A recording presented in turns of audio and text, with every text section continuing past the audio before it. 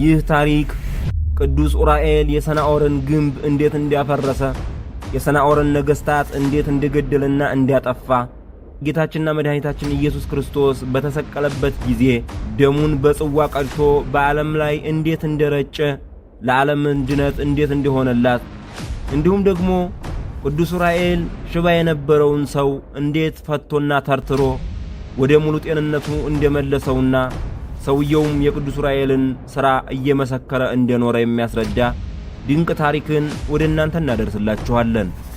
እናንተ ቪዲዮውን ላይክ፣ ቻናሉን ሰብስክራይብ እያደረጋችሁ እስከ መጨረሻው እንድታደምጡትና ቅዱስ ኡራኤልን ተአምሩን ሰምታችሁ እንድታደንቁ በትህትና ጠየቅን።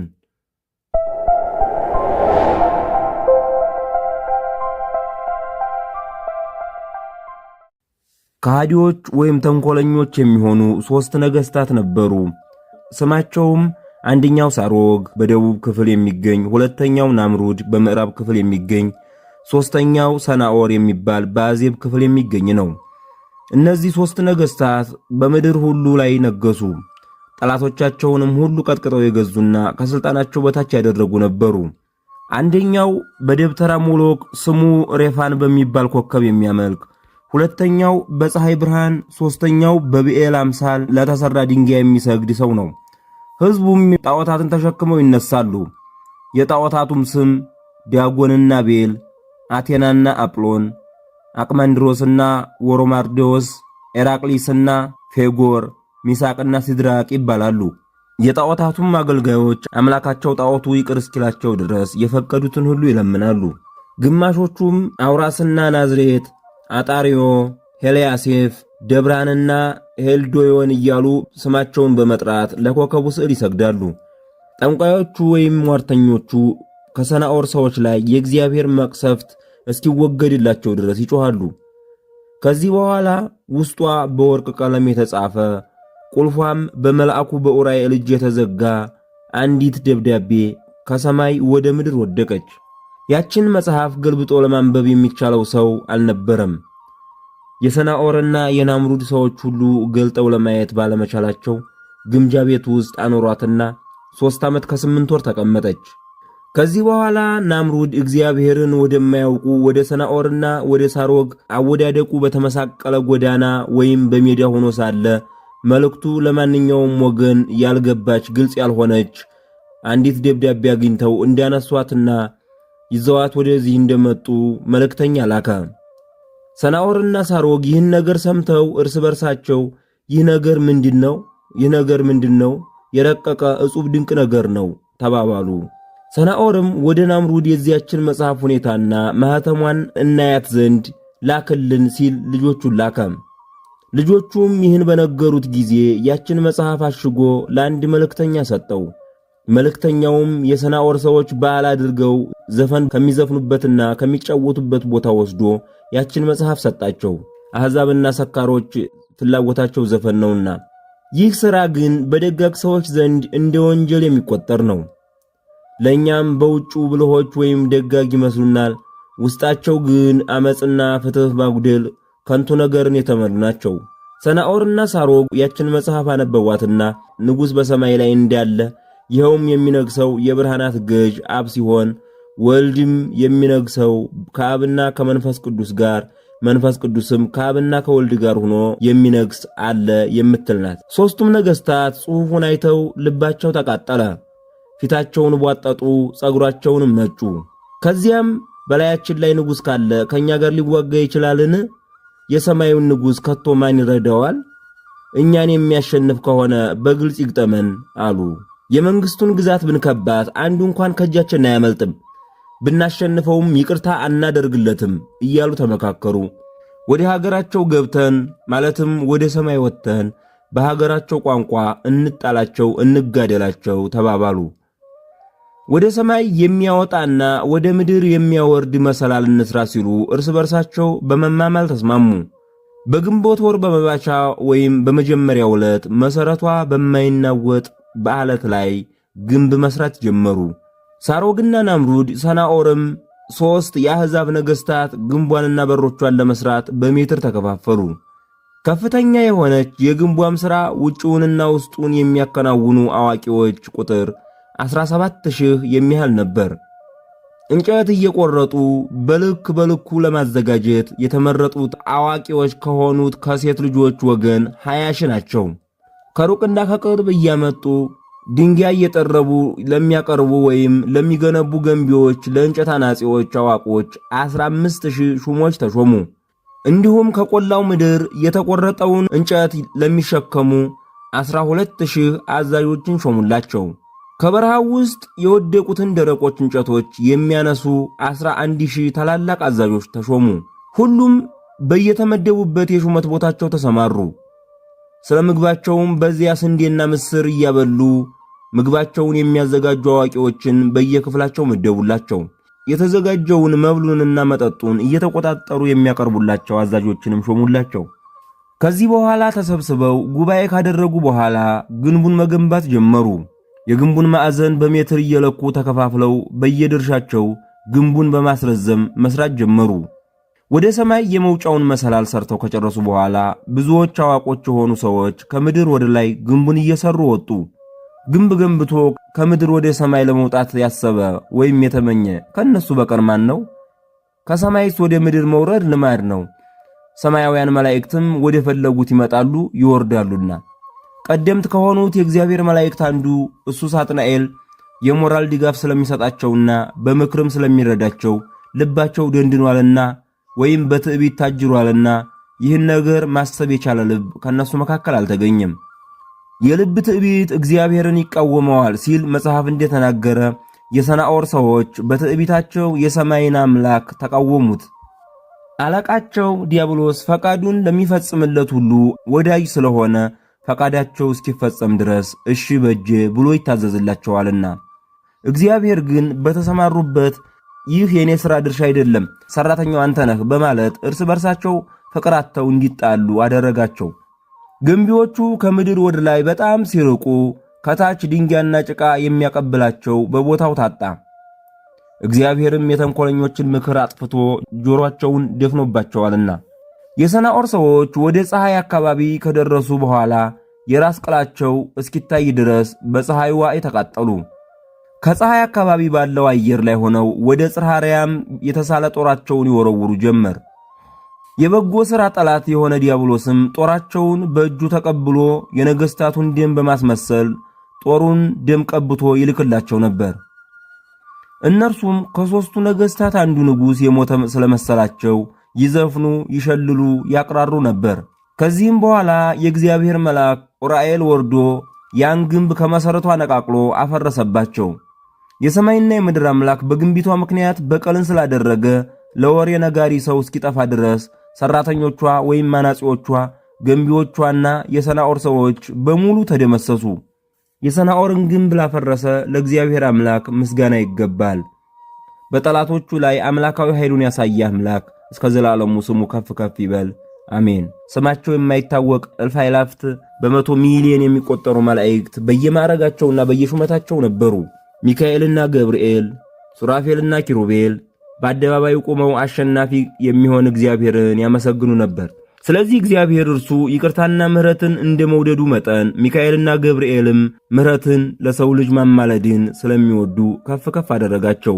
አዳምን ከፈጠረው በኋላ የ99ኙን ነገደ መላእክት ስማቸውን ገለጠ። ስማቸው የማይታወቅ ሰውን በአደራነት የተቀበሉ በጠባቂነት የተመደቡ እልፍ አእላፋት የሚሆኑ በብዛታቸው ቁጥር ወይም መጠን የሌላቸው ቅዱሳን መላእክት አሉ። ከዚህ በኋላ ዑራኤል በየጊዜው በግልጽ እየተነሳ ለሰው ልጅ ምሕረትን ለመስጠት ዘወትር ስለኛ አጥብቆ ይለምናል። የሰማይ መላእክት ስለ ሰውና ስለ እንስሳት፣ ስለ ፍጥረት ሁሉ ከእግዚአብሔር ዘንድ ሁልጊዜ ምሕረትን ይለምናሉ። ሚካኤልም በየዕለቱ ምሕረትን ይለምን ዘንድ ከኃያሉ አምላክ በስተቀኝ ይቆማል። ገብርኤል አቤቱ ፍጥረትህን ፈጽመህ ይቅር በል እንጂ አታጥፋ፣ ኪዳንህ ሐሰት አይደለምና ለወዳጅህ ለአብርሃም ለልጁ ለይስሐቅ እንዲሁም ለባለሟልህ ለያዕቆብ የሰጠኸውን ቃል ኪዳን አስበህ ለነሱ ያደረግከውን ለነዚህ አድርግላቸው፣ ማራቸው፣ ይቅር በላቸው እያለ ይማልዳል። በእናትህ በማርያምና በመጥምቁ ዮሐንስ ቅዱሳን በሚሆኑ በመላእክቶቹ ሁሉ ብለህ በመስቀልህ ኃይል እርዳን። ከፊትህ በምንቆምበት ጊዜ አቤቱ አታጋልጠን፣ አታሳፍረን።